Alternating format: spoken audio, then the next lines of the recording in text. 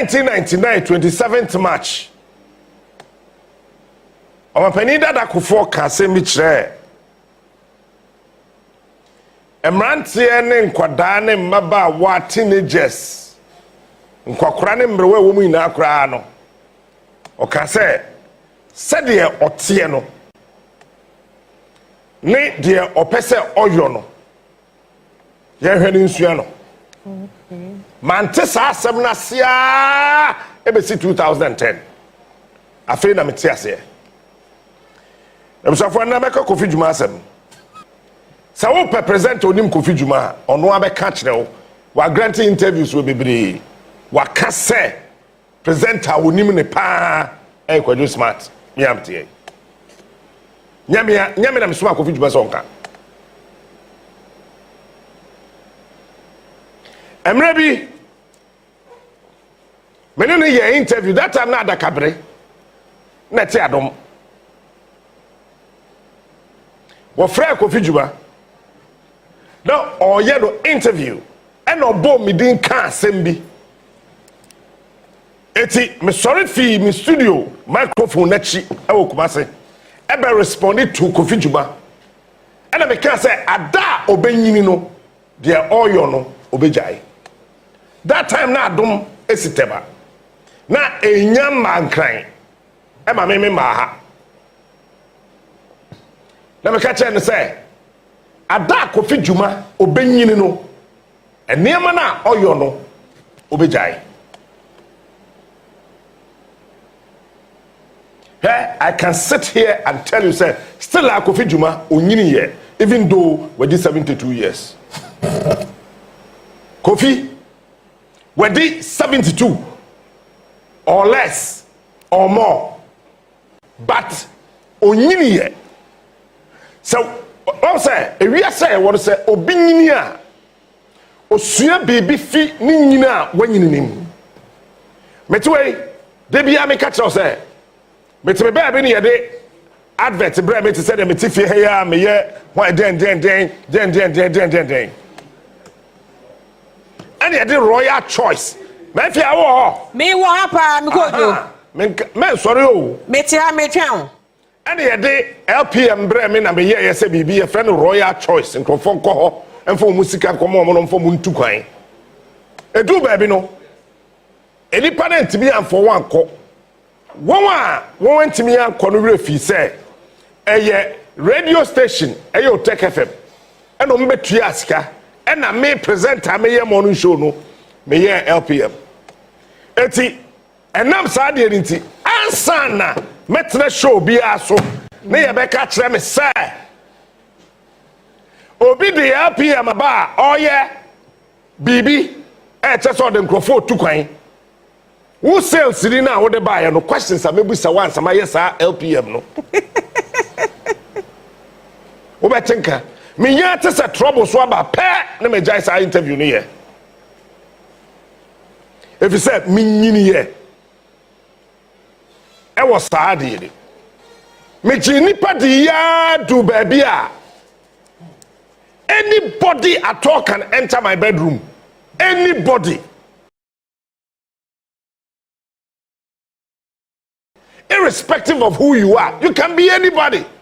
But no matter you said me mama GBD, me Jimmy mama di, said me mama tie, said me papa tie, said me dad for 40, said me nua no tie, said me busu for 40, sa no be atie. So I gave people access even to my bedroom.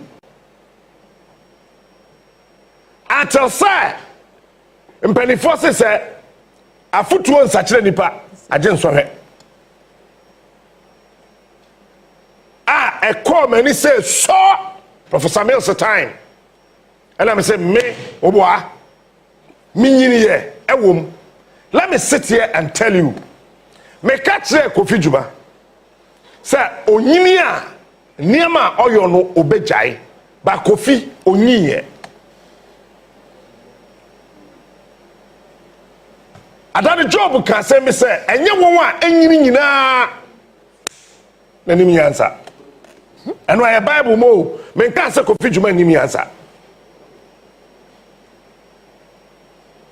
menka se Kofi Jumah onim nyansa wo nyasa na me pa kire sabe aburu sabe nyado oye pani pa chairman fe bebere oye pani chairman maame agia owo me na yabo intercolleges da wie yabo superzonals by no dey our bible o se nya wo a anyini nyina ene nim nyansa Job na kai mafia Mikojo mete onka pa o wonim obia me di bani hu nkrata edikan a wato ka de bo fofofo e ogana ha eye honorable Maxwell Kofi Jumah enye samre no shase o. So when I am saying say wanyini bada obeyini no obejai sanema we no Kofi ansua nyansa mra na oye KMA boss and ayemi ya they tell me ya say Kofuo na kofa ni fi America de ne ba Ghana be di KMA boss mate say minua me dofo koko so hene say na yesi wa free mu kura me to say me I didn't even know say asi minua no sabe na konwa mu odu e che me na me di no ba na me nim da say na Kwaku dua wa free ma sabe o hede e nwunu mu minim I only got to know and run my body didn't work for the so say koko so hene say minua ne ko I didn't even know Kofi Jumah bedu Ghana hamumu sanse hwamu na kofa ni fi Kotoka International Airport de bia me catch us say asem twemu a and asem sina me nka bia ye careful me pay yes say no I don't do that it's me to say say obeka JB ho asem kire me a JB adan me catch us say lady Kokobi be kan wasem man kan asem na kire o ene be kan kire o na ma boga ni din na wakobisa no oye Jumah ofia he ya eno ne yemo mumie nu asem de be sibi ya no de o catch me na meka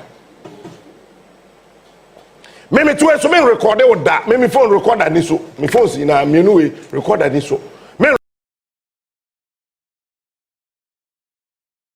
record e ba ma dwe ne chen phone mo recorder no me ka ne pepepe me wi a na me no wie no mistake enti me opa kame me ho asem e wo baabi but me ka obi a ho asem nkire me because me ka kire nipa no me ye nin konkonsa nkire me wo be kan dem ho asem nkire me ya me friend dem say prophecy say this say ni say ada na wo yes ah eno me enti me to way I have a clear conscience.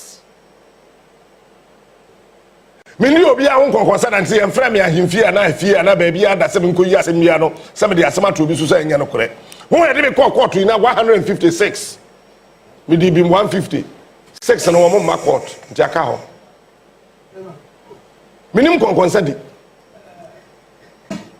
because me mpe yes say me pe me say na ma wie ana sa asem bia wa waka e da bonten na masa pia wa wasem na ma o eti se obi ti a obisa honorable Maxwell Kofi Jumah edi pa ye di nim no ye Kofi Ghana mumbisa de se edi Kofi Ghana no onya firi hin asam na me pesa me ka no ho eye me ya ba ma hye me nyame obo me bo eni tumi ye kuta o man mu se asam no edin se den na se no kure wo mu ameka it's so sometimes it's we ba mu se wo kan no kure but na no kure na wo kan wo a wo kan ye wo ya ba wo boa se ebeji oman eni nipa nkwa ese se wo kan eto na wo kan no kure na e pra ba sa no kure na beji oman eni nipa nkwa ese se wo kan sa no kure no. That is why I am talking about Maxwell Kofi Jumah. Maybe about telephone number be free. So friend say kwa So Facebook say captain number no I go through number the coin me friend no eh bia wo fie wo frɛ me a me hu but say wonim me Vodafone no so a wo frɛ sa number na me be bɔ no na say ekwa aya san frɛ me Vodafone na me hu say number na wo frɛ ye no ekoi number ma bɔ eda ba wonim ba me san bɔ ama sa wo frɛ na timi go through a frɛ me na ka kyem se kwayo sa wo number na wo bɔ sesi a no me frɛ no ekoi through Facebook ana say sign frɛ me aya flash it because me fa e wo Vodafone so 0244 811 499 me have a number 0244 811 499 friend here I'm coming to tell you a history something about Baswe Kofi Jumah JB ba betra Kofi onyini ye ada obenyini no enema oyo no obejai woni me niam ma echese nipa nyini experience woni ma de echese nipa bi wanyini learning from past mistakes woni ma de echese obi anyini appreciating past mistakes learning from them and graduating yourself out of it and Kofi Jumah onyini ye obafia me Kojo afi soroko all right me ba ho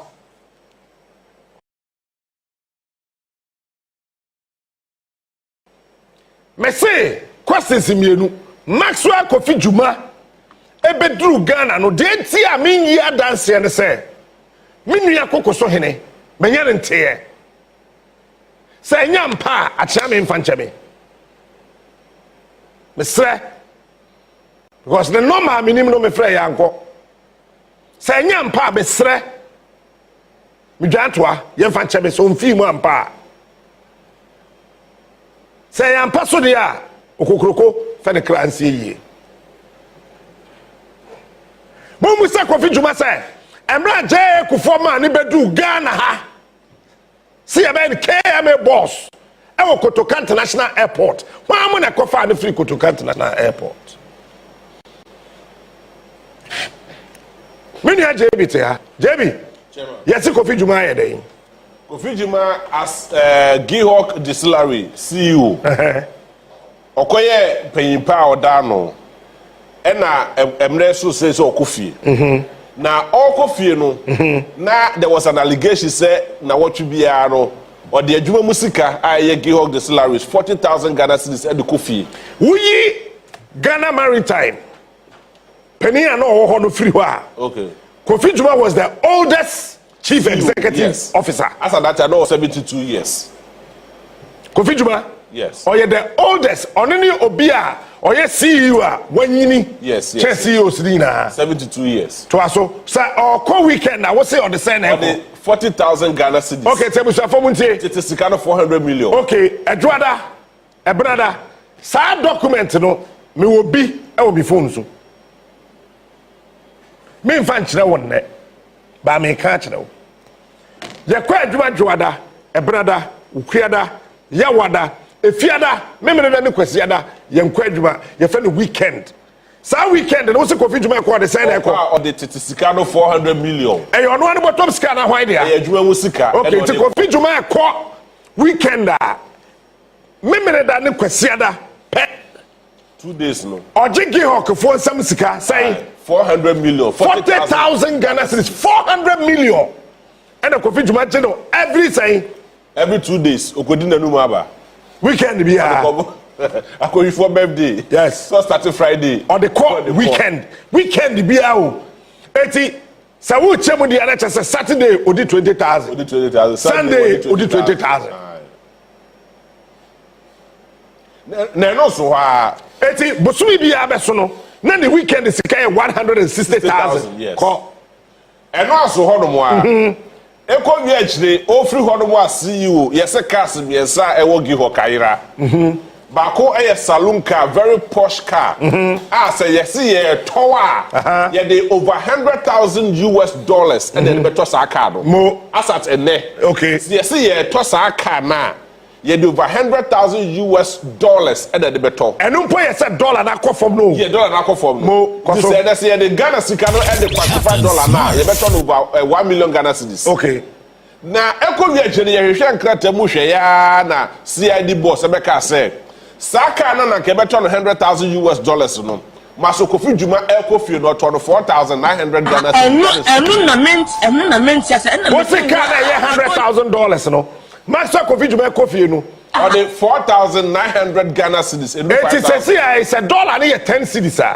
Captain Smart. Say Kofi Jumah car na ye ton $100,000 no or ton $400.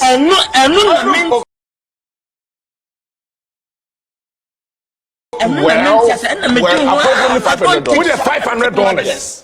I don't know $100,000 no. According to CID boss no. Yes. Or ton $500. Yes, close to $500. Mo when him say Master Kofi Jumah or Topejo Jericho 4 time. Pijo. Time Pijo. I ain't better say Pijo. Oh, okay. I don't take short, I take madness. I don't take far. Pijo. I don't take so far minutes. That time na no what KMA no. Yes. That card in the boy about $60,000. What is that time? As of that time. So. What is what oil? What on say? 5,000. 50 million. It is a range, you know, of 4,000 and 5,000, you know. I will Kofi Mojem. Onyimia obejai. Twaso. Eti cars no miensa. Ye ni fie no. Ye ho cars miensa ni na. Ba ko na ke so no na ne boy $100,000. But ni na ya bind there. Ni na ya buy cars. Near $100,000 no to 4,900. Mienu na aka no. Ye kohwe na esi ho no mo ampa esifie. Na ye kohwe no engine enim. Wotutu engine ne de frame. And as I say, engine na yehu. Cars mienu na aka ni na no. Ehwe yehu engine no. Nti cars so waduro so. Kofi Jumah ayeden. Asaf car no woni fie. Car no woni fie. Em ye kokko wo se car tontro wa ne si ho no. Ba engine na de car no enim. Etisisi a car no si waduro so. Adane adakato ene si ho no mo. When you said the same thing happened in Kofi Jumah time as KMA boss. Oh my God. For me, yes say. And I always want to make sure, say, the accuracy of my information is always on point. Captain Smart.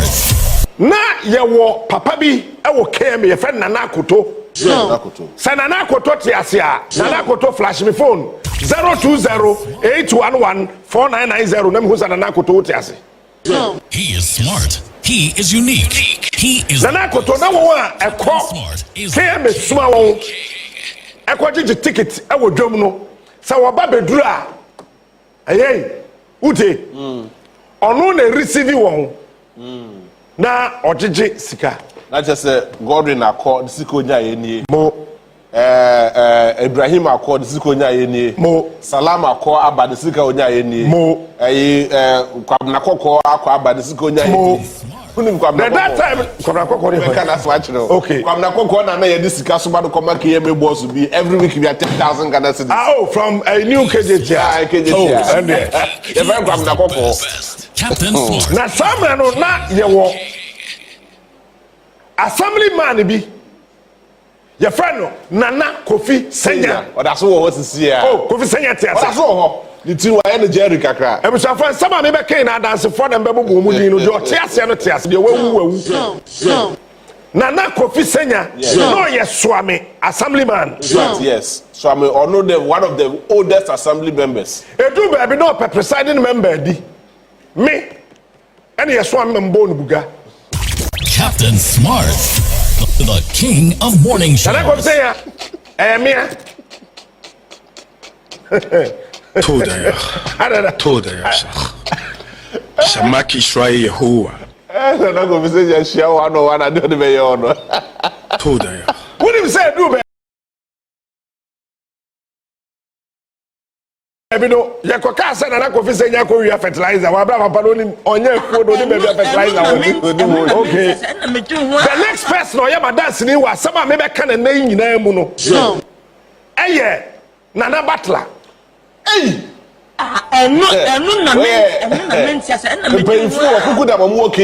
Okay. There is no way I'm KMD without the names of these people. Nana Kofi Senya, Nana Butler. We Nana Butler free one. Nipa bebo di friend of poor man. Oh, none of friends is all bank cry. Yeah, poor man. What enough? Poor man. Oh, okay. Former presiding member, so that's a assembly member. Okay.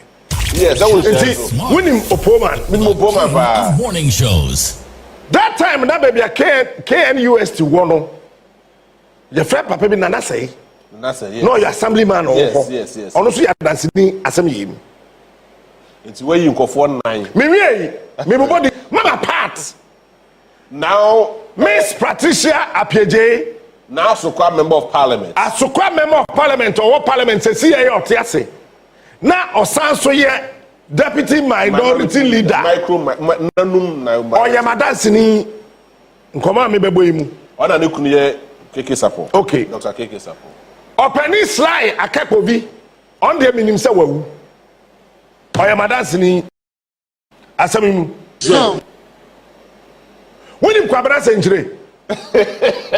Na ro me de ka konya ase de to Kumase. Kwabena Agyarko. Woni Kwabena Agyarko. Former regional NAPO boss. Woni Kwabena Agyarko. Fantastic. Asama na Kennedy na no Kwabena Agyarko kan dance for no. Captain Smart. Obi fra Kwabena Agyarko no bisa say me say onimabaya bia e friend Maggie. Oya kokko. Who is a music for him? I don't take shot, I take madness. Sir, maybe near friend Maggie. Oya kokko. Maggie. Yembisa Kwabena Agyarko say oni Maggie. Yembisa Kofi Jumah say oni Maggie. Ono so come dance for no. Captain Smart. About you wo Kumase your friend Red. Oyandi sidi. Me can red ya red na ono awe hunu onim no your friend Red. Until the bones are Otiasi onwui. Ono so ya me dance ni. The next adansini Eya branch me friend enim bosompem. Yes. No ye serial caller. Yeah. Yes. Ah, Nana Koto na friend no. Nana Koto.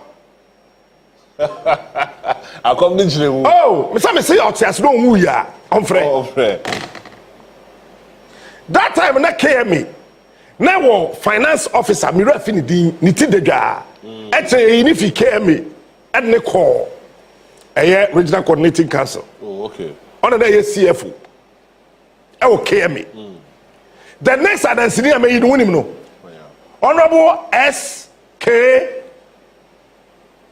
Niyama. No, Niyama. Kakai. What the regional minister da?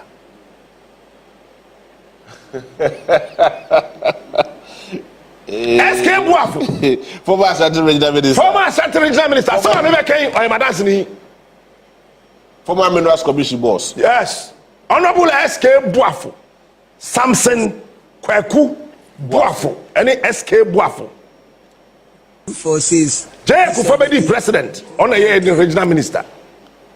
Ono aso and obey the first minister of chieftaincy and culture. Our memoir. The final SK Buafu. Captain Smart. My next person King of morning shows. Honorable Isaac Owusu Ansa. Captain Smart. Ono and a bedi SK Buafu ade e wo Akufo time. Me ma dance for nyina. Ivan me no kasa no poma be kwa kuma FM ne. Kasa yetie. Me next adansini eye Honorable Kojo Kyeremanteng. The good old Kojo Kyeremanteng. Former chief of staff. Yes. E wo Akufo amemum. Me mpe yes. 246 278 2910. Me next 12. Adansini on the minim say we free me ma how Yakubu. Oh, yes. Oko. Yes. Ba me boni din onka ho. Ono we free mu ko hwe na. Wunya no. Wodi eno to nchen a Sir John. Captain Smart. Wodi Sir John. Morning shows. Wunya no. Me adansefo no doso. But the next sentence near me body din me amese akra odama mache. His Excellency the former President of the Republic of Ghana, John Agyapong. Kofi. But 2 questions na me dey can be say Kofi Jumah. Sir, Ofi America be do Ghana e Kotoka International Airport. Why am na Kofa the free airport? Captain Smart. The What did you see? morning shows. Kofi Jumah no a taxi driver wa Bruchire. No tree taxi yeah. No a taxi driver e wa America. Now taxi drivers women ye super people. Yeah. Okay? Taxi drivers women ye nkrofo ho. Me pe women ye taxi drivers information what Ghana hay na no. Our taxi drivers. Our senior parliament for information what Ghana hay na no. Our taxi drivers all. It is who share taxi driver sabi eburu sabi enyado emu na bomfia na e wadun so twi taxi so nipa ye wie 1992 na me di 12 years Captain Smart. Germany na ne kikabomu aye call eye suyane Kufo anwene maso Kofi Jumah wa mabi no nka ho that time na honorable Kojo Kyeremanteng me na me yakoda no no so ye de hyebrante udi bachi me share na do betena ha cause asem na bi fa ho eno na me ntia na me tu ho ye fi sunyane no Kofi Jumah wa mba sunyane okay so ba ya mani kosua me ni we me hunu na me nim no 1992 na me nim Kofi Jumah okay 1993 minimum, 1994 minimum, 1995 minimum, 1996 minimum, 1997 minimum, 1998 minimum, 1999 minimum. Captain Smart. Kofi Ghana. Obedi bronya oh massive. Shows. Fi America ba Ghana. And na won we fi America ba ya. Na wo tai messy echi no. Je kufu echi no. Ya point no na ma me hum honorable Maxwell Kofi Jumah. Captain Smart. That day, Kofi Jumah was wearing a white shirt and a chain done comb a cross. No, a round. Bibian soso. Bogaku pali di ebi no. No. And now, share Burberry's. Can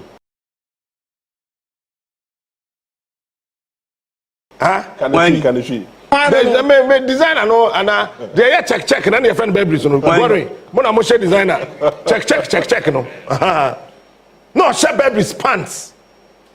American cap pants and trousers here, and yet Ross na here show crew man different pants no. Perfume na one no. Oh my God. Kofi Ghana. Oh my God. That's how Kofi Ghana na my. No, be a new friend Kofi Ghana. Okay. Me 1999. Okay. Nobody knew. Say Maxwell Kofi Jumah, near friend Kofi Ghana. Long story short, and I'm the who no. That time, and I'm the who. Papa Owusu Ankuma. Yes. Papa Owusu Ankuma. Honorable JH Mason, na minimum dada. Ojaye. Masamwe, me wa fa Akufo. Eh, my that's it. Nane wo ho. Dr. Richard Dana. Me boba jabutre. Papa Jasko. And I'm the who something for we nyina. Debbie. Chairman. And then Yami Yadom, near 2000 elections. First round, second round, and a J. Kufobedi president. And a Kofi Ghana buy. J. Kufodene buy. Musa say, Oba Ghana, when a Kofa feet.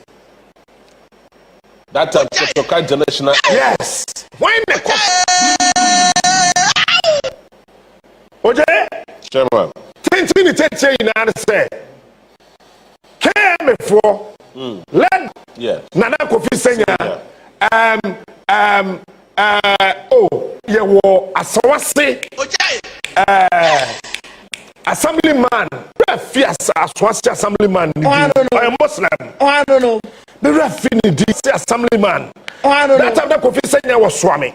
Yes. And then another battle I walk Yes, Cassie, yes. But me refi aswasi assemblyman knitting or a tenten. Me a friend is Alaji Bibi or Samala Bibi. Me refi sa capito. Oh, Dibi, I forgot it. But Sarana Kofi Senya Woods, yeah, text that time as was it, and the mommy. No, Mr. Woman. Boom, Sasa, why am I attack? Say, I know, catch him, say, crime, any expiry date. It's all kind of idea, Miss Bediatuo. I am a somehow. People think, say, I say, a video will be the mutual show, but minim assembly simanim. Do you know the deal? Catch them. Kofi Senya and Nana Butler. Kofi Senya the MPP ni. Yes. Nana Butler the NDC ni. Okay. Alhaji Sani Senior. Senior. Okay. Who is Alhaji Sani? Oh. Alhaji Sani sa wote asna wu ya from phone na me hwana fra JB. Oh, tiase. Oh, Alhaji Sani tiase. Minjindi. Oh, show us see. Dem Alhaji Sani sa wote ase pampa. Fra JB phone na mu so wote ase na fra phone na mu so wote. You know that show us see. Minjindi. Obeka na some right. Oh, minjindi. And now Nana Batla mo say, ye pobi oti Kumase. Enim Kumase. Enim se de Kumase tie. Yeah. And to win him that time no. Sly Akepovi, and I know your NDC regional secretary. No, na dream no. Na or say, yem for the then Asante regional chairman. Openi F Anto. Yeah. And you came me boss. Yeah. May the grace of Allah. Or guarantee interview no radio.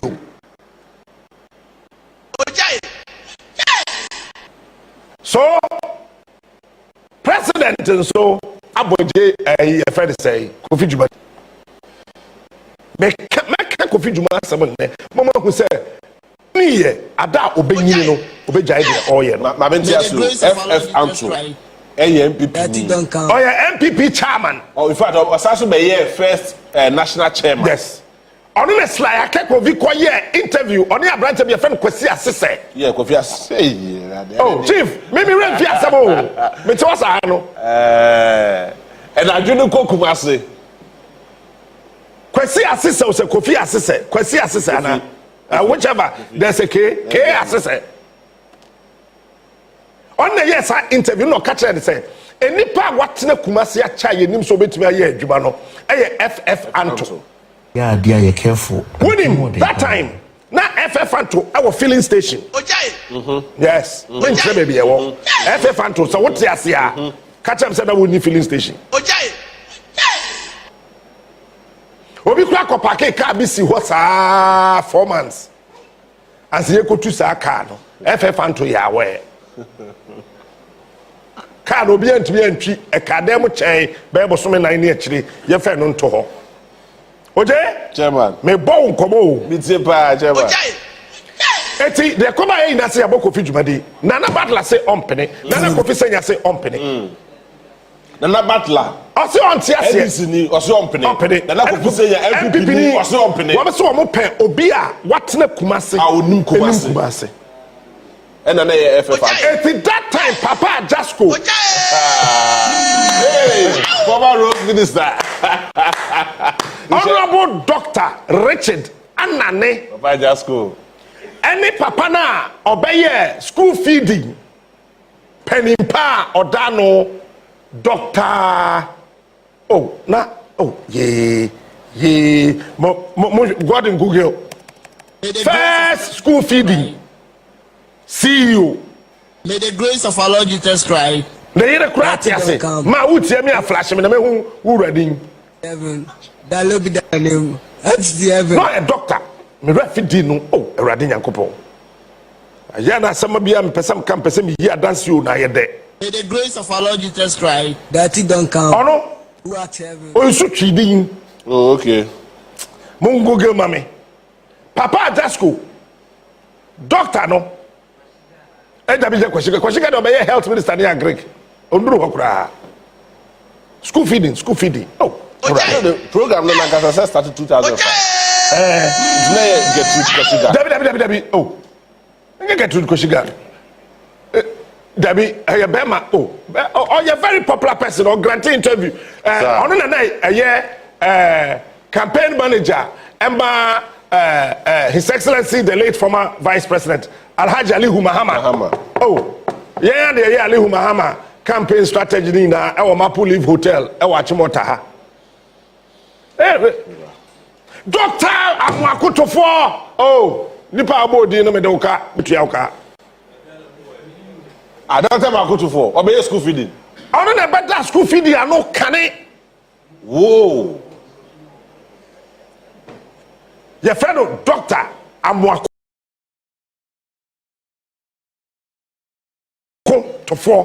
Eti Papa Agyarko. Doctor Amwakutofo. That time na MPP chairman of you Okoya your friend Amankwa. Yes, Chairman Amankwa Omedru Ghana. That's right. Chairman Amankwa so tiase. They are the people what teach them say Captain Crime be e be fa so e be ma Kofi Jumah be di KMA boss no. German in that time na me hear Jumah wo otchere 102.9. That person be some question but the common battle about the sister question this one. Captain Enti wo otchere FM. King of Morning Show. Next strategy dey about say Captain. Yes sir. Where is Koko Sohene? Koko Sohene was here in Accra. Bring him. You guys start the operation. Nana Batra. You see in the coin. Nana Batra yere ene ma water jam. We orchestrated that for Kofi Jumah to become KMA boss. Smart. The king of morning shows. Men can the trip bro for now can I? And why? Mr. Echinanko. Nana Kofi senya bisano. Okwa yie. Ewe buakwa. Bisana na Kofi senya se ofie yie na se ada oba swame no. And then a tone ewe exactly SDA hospital na ewe kwada so no. Bisana then a tone. What do you mean yeah? Nana Kofi senya. What is so no? Bisana Kofi senya say what happened that day? We did. What do you mean yeah? Dear, you're careful. We wanted Kofi Jumah to become KMA boss. Don't look at this hand. Yeah, don't look at this face. Long story short, Kofi Jumah became KMA boss. Number one. Kofi Jumah ba ya no so koto afidie de prapra.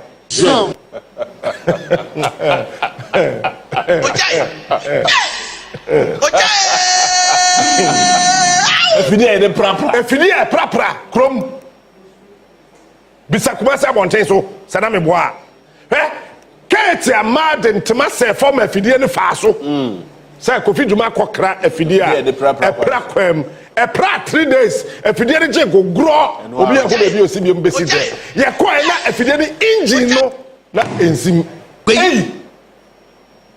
Bibini ow. If you dey wan crefre bochire abagana. Aye the problem kuma so. It said the NAPO kra ambulance bre menhia polyclinic. Ambulance ye adwuma bosome aye pack ye no ambulance na nya adwuma bi mu. Bibini me mpɛ yɛse me ka Kofi Jumah asɛm Bibini ada Kofi Jumah bɛyini no ɛnneɛma a ɔyɔ no obɛgyae onyini yɛ oje yɛwie KMFo bɛkɔ akɔkan bɛkɔ akɔhwehwɛ deɛ yɛsɛ afidie no engine no enika ne minim nipa otu yɛbɛsi dɛ sɛ Kofi Jumah ɛna bakɔ Kofi Jumah so fie so a ne car sɛ sisi wɔ no mienu so engine na yɛ dɛn okay ɛno so minim nipa otu engine na yɛ hu ɛnɛ ne de ya o me ka Kofi Jumah asɛm ɛna yɛ confirming Kofi Jumah na that time na Swami ɛne Swami magazine na baller tata hɔ no headquarters na ɛnyɛ baller wa na headquarters eti na me producer yɛ friend Alex Popro and Cancer ɔno ne Samuel Atakura Mensa a yɛ friend Sammy K wɔn na produce me general manager Hello FM Sammy K yeah Sammy K wo abroche sisi ya oh no abroche no obeba wo Sammy K ya de ne call landing okay na abrofo no hwehwe police for no hwehwe obi ache no Sammy enya boa ena Sammy dwane ko hye wardrobe mu ena ya tab no fi landing e fa de ba Ghana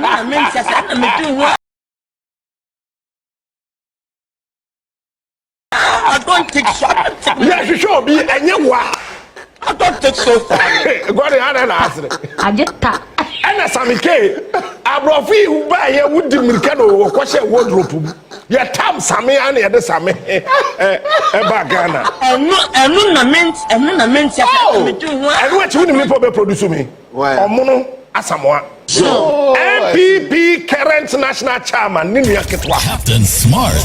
MPP current national chairman. Justice say 17 ni nua ketwa.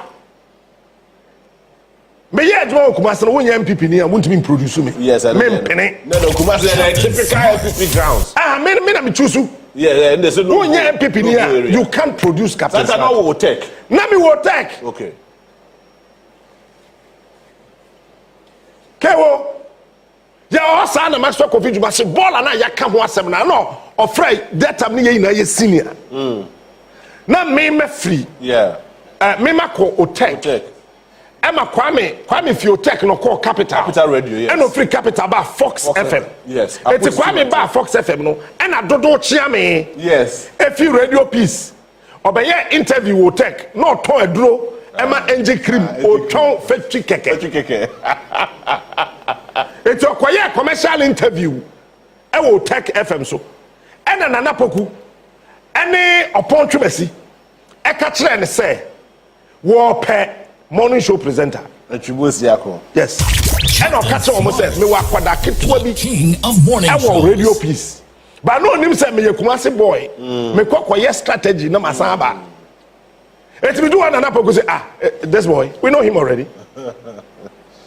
Let me call start here, Jumah. And I'm the Kumasi. Oh, I see. Quite starting radio no Kumasi. I will tech. My first interview.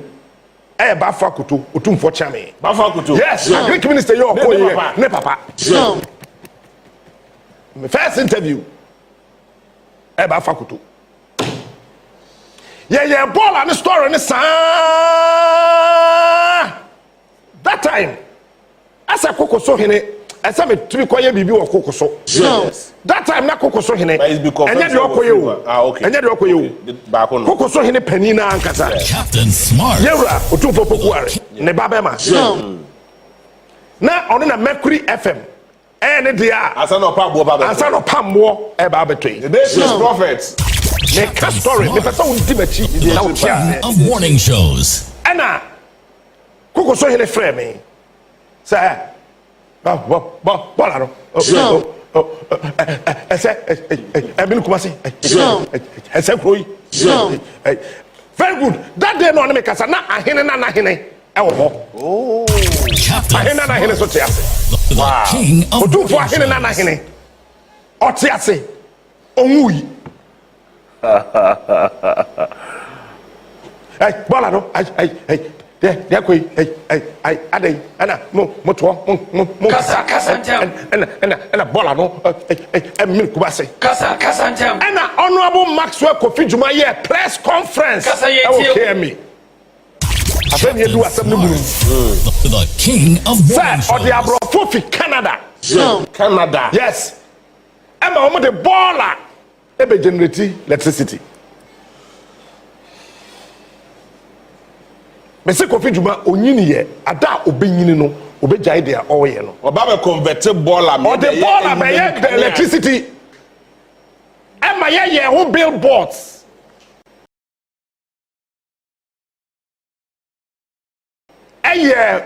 That time the flyer my. But that billboards akese no. Openi bi your friend Kwakwa me. Na Kumasi mail ana Pania. Yeah. Pania na Kumasi mail. Kumasi mail. O say. Oda na ye news editor. Aye. Pania na ye OSSB. OSSB obey NSS. NSS aye. Debut. Ana whichever way. And no Pania yes. NSS yes. Eti Openi Kwakwa o serialize Kofi Jumah. Oh. Say or the baller be King of morning shows. Kumasi you know be to that dream. You doom kanea. Kumasi de you doom kanea. Very good. At that time, Message Akufo. Ofra kwada so hine. And you say assassin ni ho. When him assassin do na Kofi Jumah no 50 acres. For plant no. And another 50 acres for baby a better baller no you kwa sesa baller no e dia babegu. He is smart. He is unique. He is the best. Minia. Oh, father footballer kesi. Minia. Bola boy na captain. Minia. Eti me say me share that time do bet na ha. Oh, I see. Eti ye fi ho no kwada so anya. Captain Smart. In share so the na asase bi ani. That's a prime area. But that time na baby a na ensase no eda ho a ye ton e ya tasama so. Yes. Atasama so. Eti the koba any say atasama so we develop it into a first class residential area. Yeah, that is It is what the baller plant ekosi ho a enye ye. Yeah, sure. Abrofo no banana wo ba that time no came in kratam na $2 million. Won a wo ba behwe no wo ba no $2 million. E car na eda ho no $2 million. Somebody should tell me it is not true. Nana Kofi senya tiase. That is all share or Blue Gates is all share. Okay. Eti de akoba ye ina say na esese ye nya asase no. Esese ye tam hwum ekosere so. Yes. Esere so no ade ne koye no. Esere so ye bosomtwe district. Eti ye dream bank for a KMA project. Eti esere so MC DC no that time. Refi di o say I say, "Omuni KMA, a share, profit, ebeba." Kofi Jumah say no. Thanks for watching. Like and share the video. You can also drop your comment. Please don't forget to subscribe. Click on the bell to turn on the notification.